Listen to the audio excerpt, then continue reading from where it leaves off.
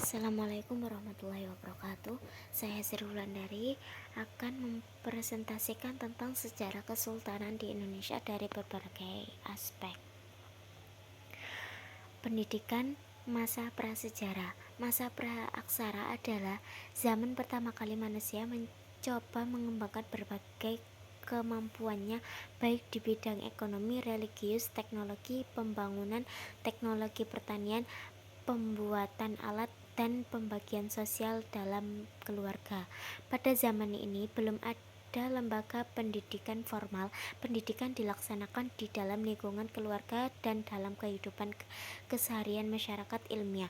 Kurikulum pendidikannya meliputi pengetahuan, sikap, dan nilai mengenai kepercayaan melalui upacara keagamaan dalam rangka menyembah nenek moyang, pendidikan keterampilan mencari nafkah, dan pendidikan hidup bermasyarakat serta bergotong royong terhadap kelompoknya.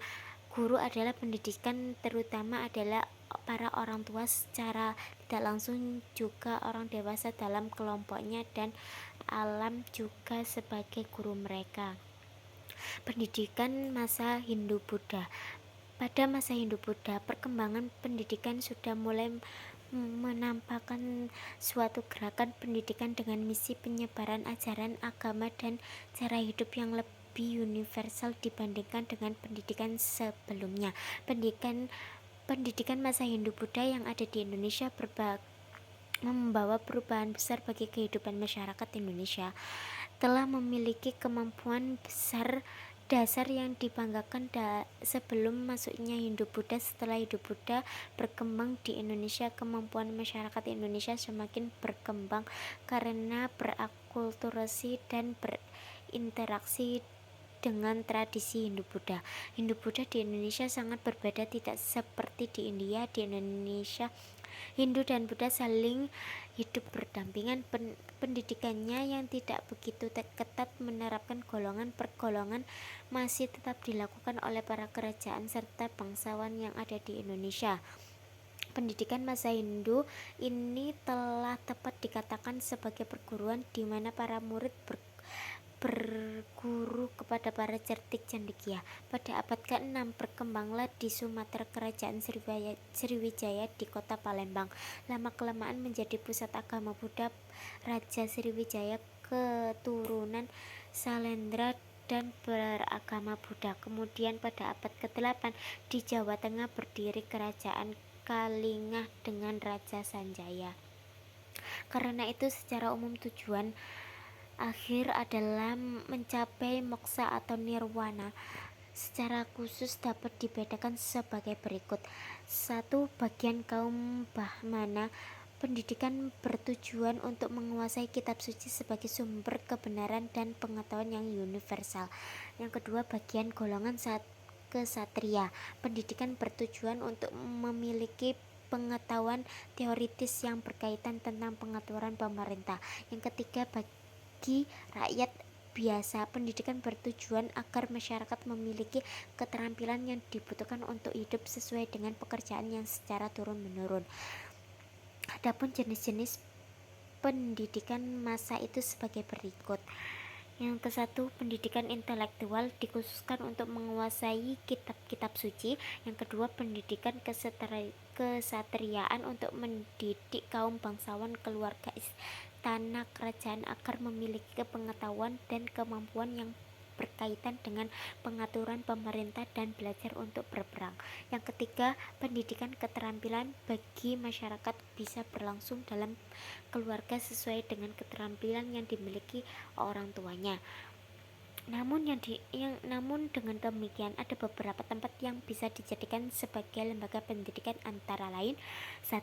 Pesantren atau padepokan, tempat berkumpulnya murid yang belajar kepada guru di suatu tempat. Yang kedua, pura, tempat yang berada di istana. Tempat ini diperuntukkan bagi putra-putri raja belajar. Yang ketiga, bertapaan, karena orang yang bertapa dianggap memiliki pengetahuan kebatinan yang sangat tinggi. Yang keempat, keluarga. Di keluarga lah menjadi tempat tempat belajar bagi anak-anak kepada orang tuanya. Proses masuknya Islam di Indonesia.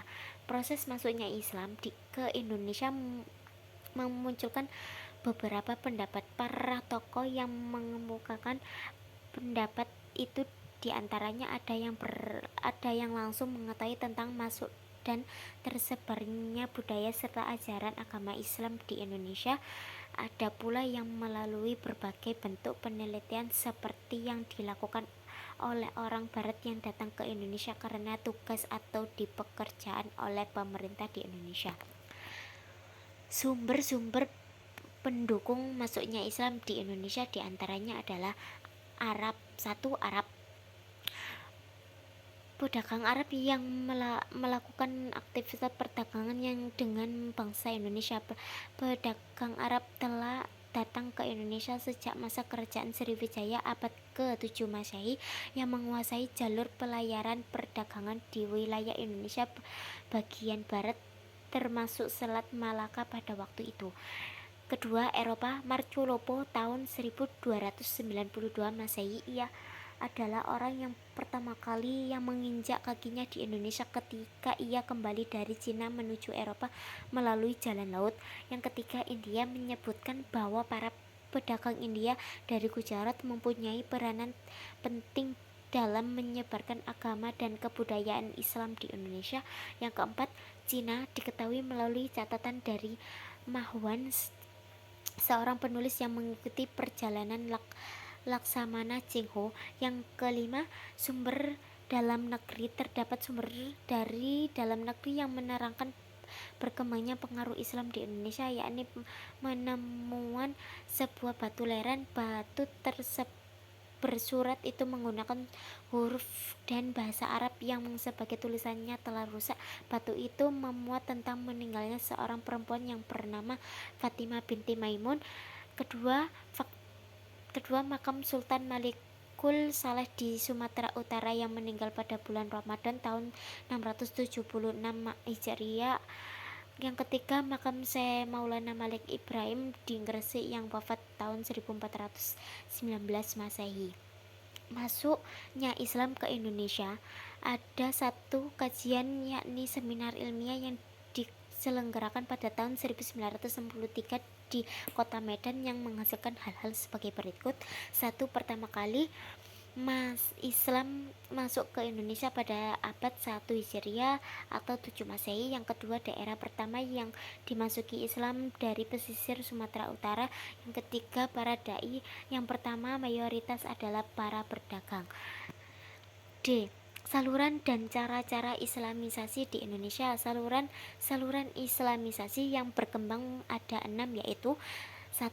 Saluran perdagangan. Pada taraf pemulaannya ia melalui perdagangan. Hal ini sesuai dengan kesibukan lalu lintas perdagangan abad 7 sampai abad ke-16. Perdagangan antara negeri di bagian barat, tenggara dan timur benua Asia dan di mana perdagangan muslim turut serta mengambil kebagiannya di Indonesia.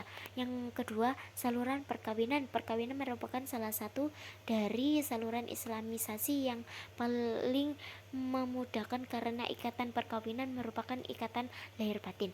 Yang ketiga, saluran ta'aruf. Ta'aruf merupakan salah satu saluran yang penting dalam proses Islamisasi. Ta'aruf termasuk kategori yang berfungsi dan membentuk kehidupan sosial bangsa Indonesia yang meninggalkan bukti yang jelas pada tulisan antara abad ke-13 dan ke-18.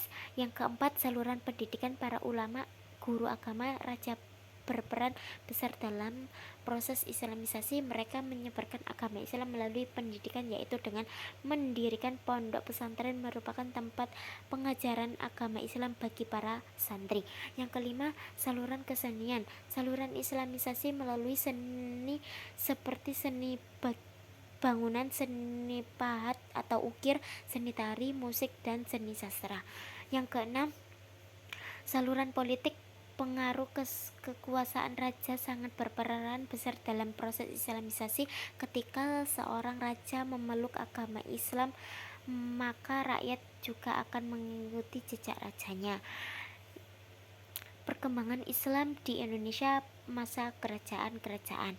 Yang ke-1 Kerajaan Malaka 803 sampai 917 Hijriah, 1400 atau 1400 sampai 1511 Masehi. Kerajaan Malaka menjalin hubungan baik dengan Jawa, mengingatkan bahwa Malaka memerlukan bahan pangan dari Jawa untuk memenuhi kebutuhan kerajaan sendiri.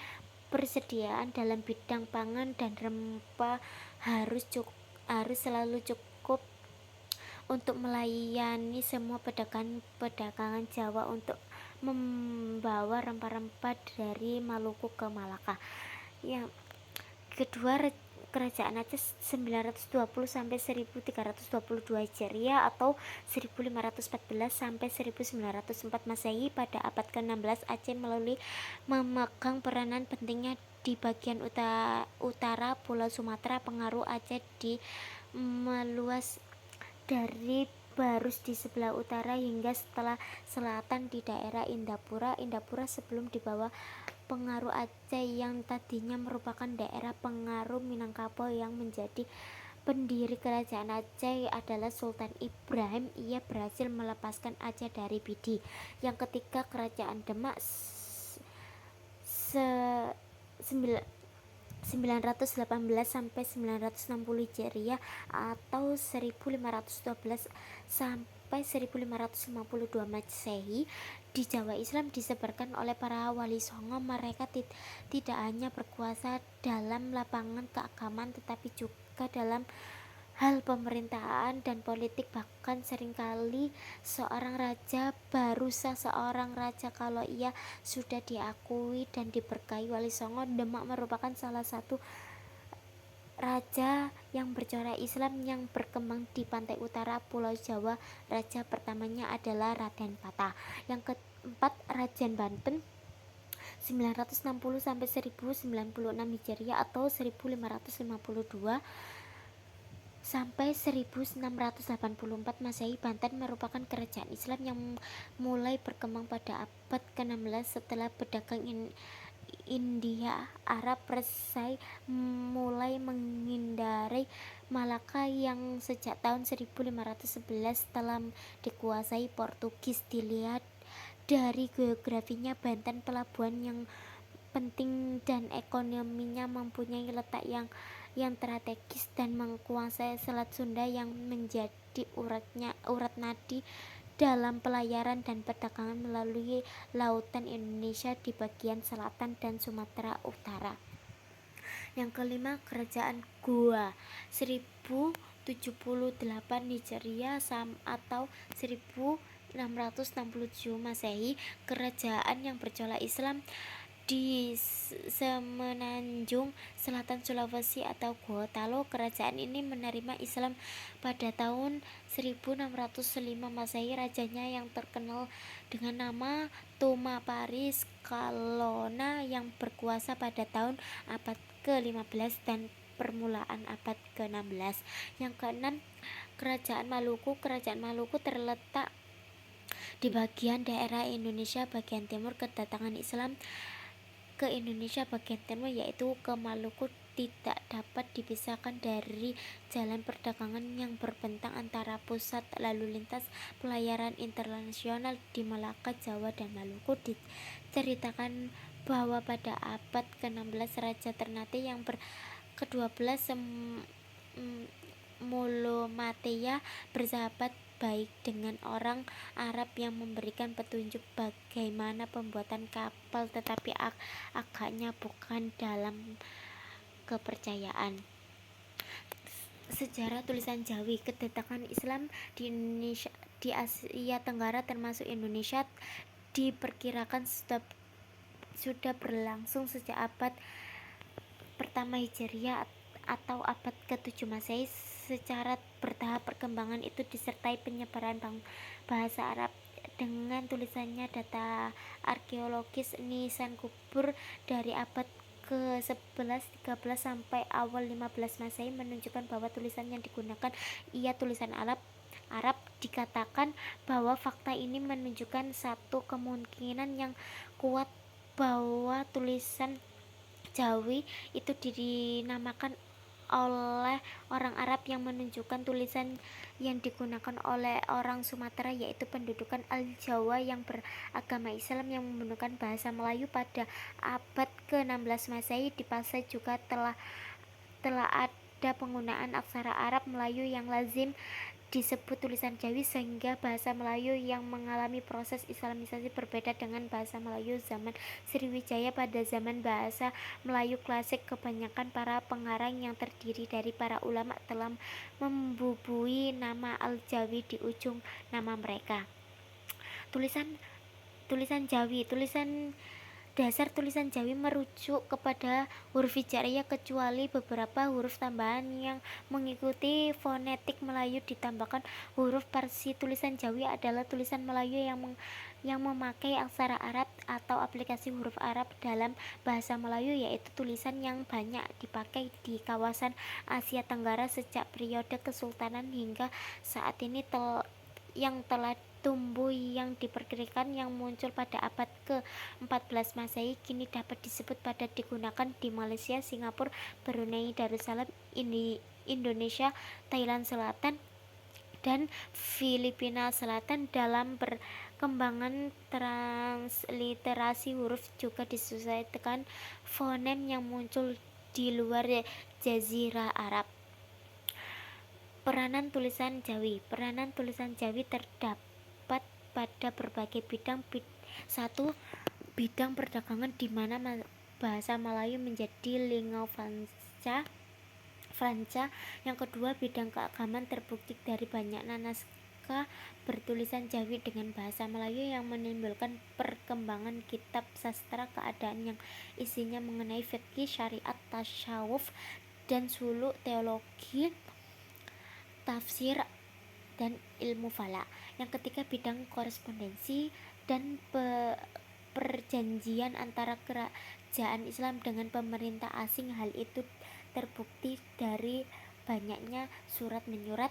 Yang keempat, bidang pembuatan peraturan perundang-undangan, banyak dibuktikan dari naskah tentang undang-undang kerajaan. Yang kelima, bidang pengajaran baik formal maupun non-formal. Di sekolah zaman Hindia Belanda, bahasa Melayu diajarkan sejak sekolah dasar. Setelah Indonesia merdeka, tulisan Jawi masih dipelajari di sekolah rakyat sampai tahun 1969. Di tahun itu pula lah pelajaran tulisan huruf aksara Arab Melayu dihapus dari seorang rakyat di zaman Orde Lama. Yang keenam, bidang pers, dengan melalui surat kabar zaman Hindia Belanda, bahasa Melayu juga telah dipergunakan untuk komunikasi kepada masyarakat. Persebaran naskah dengan tulisan Jawi. Persebaran naskah tulisan Jawi di seluruh Nusantara. 1. Aceh. Kemajuan penulisan naskah-naskah Jawi memuncak terutama pada pemerintah Sultan Iskandar Muda dan Iskandar Thani pada abad ke-17 Masehi. Terjadi akibat kegiatan dan keberadaan para ulama yang terkenal dalam pemikiran keagamaan Islam. Yang kedua, Palembang. Selain Aceh sebagai penulisan kitab Jawi di Palembang zaman Kesultanan, juga banyak penulisan yang bermuncul. Yang ketiga, Riau. Di daerah Riau pusat kegiatan penulisan naskah Melayu dengan huruf Jawi terdapat terutama di Pulau Penyengat yang pernah menjadi pusat pemerintahan sejak abad ke-18 dan ke-19 Masehi. Yang keempat, Sumatera Barat. Di Sumatera Barat tempat penulisan naskah dalam huruf Jawi, bahasa Melayu Minangkabau berada di Bakar Ruyun sebagai pusat kerajaan untuk sastra Melayu tradisional, terdiri dari sastra sejarah, sastra undang, dan syair. Yang kelima, Nusa Tenggara Barat.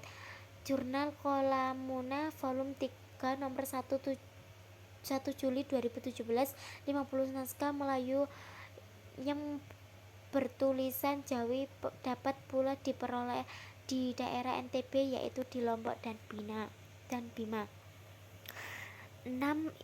Indonesia bagian timur. yaitu Maluku yang terdapat naskah bertulis Jawi terutama di Ternate dan Tidore sebagai pusat kesultanan sejak abad ke-16 Masehi. Yang ketujuh Buton, yaitu di Buton pernaskahan telah dibicarakan oleh Laniampe yang menerangkan bahwa selain naskah dalam bahasa Wilio juga terdapat naskah dalam bahasa Melayu. Yang kedelapan Sulawesi Selatan, sejumlah naskah dalam bahasa Melayu dengan tulisan Jawi telah dicatat dalam Khazanah naskah yang disusun oleh Henry Kembar Loir dan Oman Fathurrahman. Yang kesembilan Kalimantan, didapati naskah yang pernah ditulis dalam tulisan Jawi bahasa Melayu setempat. Naskah dari Banjarmasin tersebut isinya beragam, yaitu undang sejarah keagamaan, astronomi, bahasa, dan surat menyurat. Naskah yang berisi undang yang terkenal dari undang Sultan Adam. Yang ke-10 Pulau Jawa, daerah Jawa Barat, Jawa Tengah. Keberadaan naskah dari diketahui berdasarkan catatan pada Khazanah naskah yang disusun Henry Kembar Loir dan Oman Fathurrahman. Di antaranya ada 2 naskah milik perorangan dan Tasikmalaya. Kerajaan Perlak. Kesultanan Perlak adalah kerajaan Islam di Indonesia dan merupakan kesultanan yang berkuasa di sekitar wilayah Perlak, Aceh Timur. Aceh sekarang disebut antara tahun 840 sampai dengan tahun 1292. Perlak terkenal sebagai suatu daerah menghasil kayu perlak, jenis yang sangat bagus untuk pembuatan kapal, dan karenanya dari daerah ini dikenal dengan nama Negeri Perlak. Hasil alam dan posisinya yang strategis membuat Perlak berkembang sebagai pelabuhan niaga yang maju. Pada abad ke-8 disinggahi oleh kapal yang antara lain berasal dari Arab dan Persia. Hal ini membuat perkembangan masyarakat Islam di daerah ini, terutama sebagai akibat perkawinan campur antara saudagar Muslim dengan perempuan setempat. Geografis Kerajaan Perlak. Selat Malaka sejak zaman dahulu terkenal sebagai jalur perdagangan utama Nusantara. Perdagangan dari berbagai penjuru dunia berlayar melalui Selat Perdayo untuk melakukan perdagangan dari selat, termasuk telah ajaran agama baru ke Nusantara. Sebelum berdirinya Kesultanan Malaka, pelayaran Selat Malaka tidak melalui pantai semenanjung Malaya, melainkan melalui sini barat Selat Malaka menyisiri pantai Sumatera. Kota pelabuhan terpenting pada waktu itu adalah Melayu yang terletak di muara Sungai Batanghari, Jambi. Pada bulan Desember sampai Maret, di sebelah utara Kalistiwa bertiuplah angin musim di timur laut yang menemukan kapal dagang India dan negeri Cina berlayar di perairan Selat Malaka. Kapal tersebut bertahan di perairan Selat Malaka hingga bulan Mei sebelum mereka berlayar untuk kembali ke negeri masing dengan memanfaatkan angin musim barat daya. Hasil bumi Sumatera turut meramaikan perdagangan internasional di Selat Malaka. Daerah penghasilan lada yang utama pada waktu itu adalah Aceh. Menurut para pedagang Arab dan Cina, penanaman lada di Aceh telah dimulai sejak abad ke-9, yakni di daerah Perlak, Lamuri, dan Samudra. Hakikat Aceh.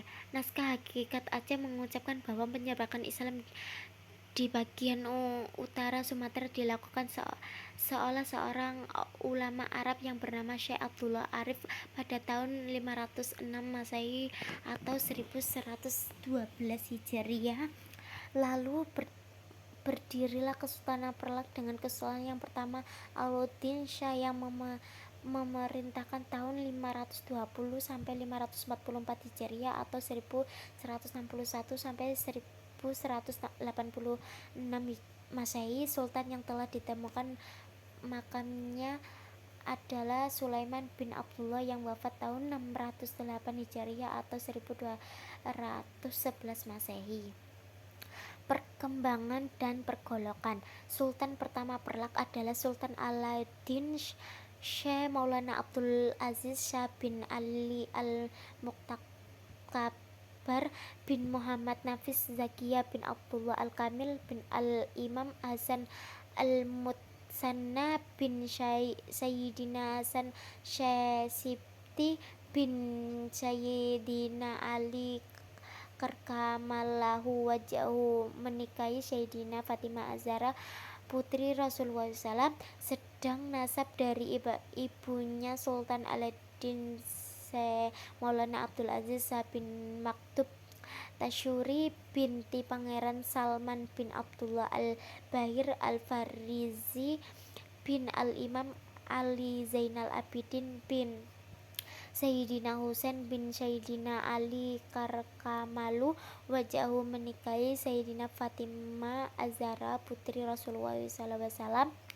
yang beraliran Syiah yang merupakan keturunan Rasulullah SAW. Ayahnya menikah dengan perempuan setempat di Aceh, yaitu anak Sultan Perlak Aceh yang mendirikan Kesultanan Perlak pada 1 Muharram 225 Hijriah. Ia mengubah nama ibu kota kerajaan dari Bandar Perlak menjadi Bandar. Khalifah Sultan ini bersama istrinya Putri Meurah Maktub Kudawi kemudian dimakamkan di Baya Maulio Perlak Aceh Timur. Pada masa pemerintahan Sultan ketiga Sultan Alauddin Syekh Maulana Abbas Shah, Islam mulai luas dikenal ke Perlak. Setelah wafatnya Sultan pada tahun 363 Hijriah terjadi perang saudara antara kaum muslim korban adu domba sehingga selama 2 tahun berikut tak ada sultan. Sultan Ali Mughad Shah yang beraliran Syiah memenangkan perang pada tahun 302 Hijriah. Sultan Alauddin Syekh Maulana Ali Mughad Shah naik tata. Pada akhir pemerintah terjadi lagi pergolakan antara kaum muslim sebab adu domba yang kali ini dimenangkan oleh Sultan Abdul Malik Shah Jahan Berdaulat sehingga sultan berikut diambil dari golongan Jahan Berdaulat. Pada tahun 362 Hijriah setelah meninggalnya Sultan ketujuh Sultan Maktub Alauddin Abdul Malik Shah Jahan Berdaulat terjadi dari pergolakan selama kurang lebih 4 tahun antara kaum muslimin yang diakhiri dengan perdamaian dan pembagian kerajaan menjadi 2 bagian. Yang ke-1 Perlak Pesisir dipimpin oleh Sultan Alauddin Syekh Maulana Shah. Yang kedua Perlak Pedalaman dipimpin oleh Sultan Maktub Alauddin Malik Ibrahim Shah Jahan Berdaulat. Sultan Alauddin Syekh Maulana Shah meninggal sewaktu kedatangan Sriwijaya menyerang Perlak dan seluruh Perlak kembali bersatu di bawah pimpinan Sultan Maktub Alauddin Malik Ibrahim Shah Jahan Berdaulat yang melanjutkan perjuangan melawan Sriwijaya hingga tahun 1006. Serangan Sriwijaya pada tahun 986 Masehi. Kedatuan Sriwijaya menyerang Kesultanan Perlak Pesisir. Peperangan hebat pun pecah yang melibatkan pasukan kedua kerajaan tersebut. Dalam perang ini Sultan Perlak Pesisir yaitu Sultan Alauddin Syah Maulana Mahmud Shah gugur dalam peperangan. Panca gugurnya Sultan Perlak Pesisir, wilayah Kesultanan Perlak secara keseluruhan akhirnya dikuasai oleh Sultan Perlak Pedalaman. Kehadiran pasukan Sriwijaya di wilayah segera direspon oleh Sultan Malik Ibrahim Shah yang mengobarkan semangat rakyat Perlak untuk melawan Sriwijaya. Pertempuran besar pun terjadi pada bertahun-tahun perang antara kedua kerajaan itu baru berakhir pada tahun 1006 Masehi ketika Sriwijaya memutuskan mundur dari pertempuran untuk bersiap menghadapi serangan Raja Dharmawangsa dari kerajaan Medan di Jawa. Dengan berakhirnya perang antara Kesultanan Perlak dan Kedatuan Sriwijaya, wilayah Perlak secara keseluruhan dipimpin oleh keturunan Sultan Malik Ibrahim Shah. Pada masa ini kondisi Kesultanan Perlak relatif damai tanpa adanya peperangan melawan kerajaan luar. Menyatuan dengan Samudra Pasai, Sultan ke-17 Perlak, Sultan Maktub Alauddin Malik Muhammad Amin Shah II Johan berdaulat, menjalankan politik persahabatan dengan menikahkan dua orang putrinya dengan penguasa negeri tetangga Perlak. Yang ke-1, Putri Ratna Kamala dikawinkan dengan Raja Kerajaan Malaka Sultan Muhammad Shah. Yang kedua, Putri Ganggang dikawinkan dengan Raja Kerajaan Samudra Pasai Al-Malik Al-Saleh. Sultan terakhir Perlak adalah Sultan ke-18 Sultan Maktub Alauddin Malik Abdul Aziz Johan berdaulat. Setelah ia meninggal, Perlak disatukan dengan Kerajaan Samudra Pasai di bawah pemerintah Sultan Samudra Pasai Sultan Muhammad Malik Al-Zahir putra Al-Malik Al-Saleh. Daftar Sultan Perlak. Sultan Perlak dapat dikelompokkan menjadi dua dinasti. Di satu, dinasti Syekh Maulana Abdul Aziz Shah dan dinasti Johan berdaulat. Berikut daftar sultan yang pernah memerintah Perlak. 1. Sultan marhum Alauddin Syed Maulana Abdul Aziz Shazilullah fi Alam pada tahun 1225 Hijriah. Yang kedua, Sultan Alauddin Syed Maulana Abdurrahim Shazilullah fi Alam 1249 Hijriah. Yang ketiga, Sultan marhum Alauddin Syed Maulana Abbas Shazilullah fi Alam 1285 Hijriah. Yang keempat, Sultan marhum Alauddin Syed Ali Muhayyad Shazilullah fil Alam 1302 Hijriah. Yang kelima, Sultan marhum Alauddin Abdul Qadir Shah Johan berdaulat Zilullah fi Alam 1305 Hijriah.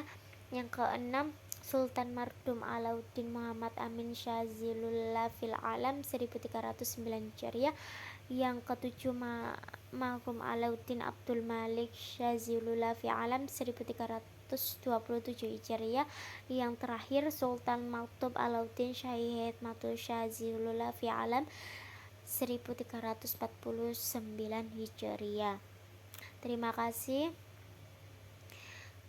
atas presentasi saya akhiri. Wassalamualaikum warahmatullahi wabarakatuh.